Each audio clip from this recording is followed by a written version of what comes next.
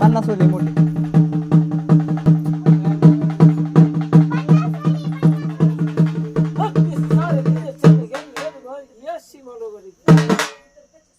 गणराज गणपती सर्व पार्वती ज्या भगवंताने पिंडबादच केली देवास कारण फार खातो तो पात्री हा पाळी चंद्रा धोळा गरोडा सातला गोडा चाले बाय मांडा शिंगात कोचर खबर खळाली करड कोल्हापुरी मायमा भारी गावाचा दरवाजा समोरी काटमोरी मायमा बसली चत्तावरी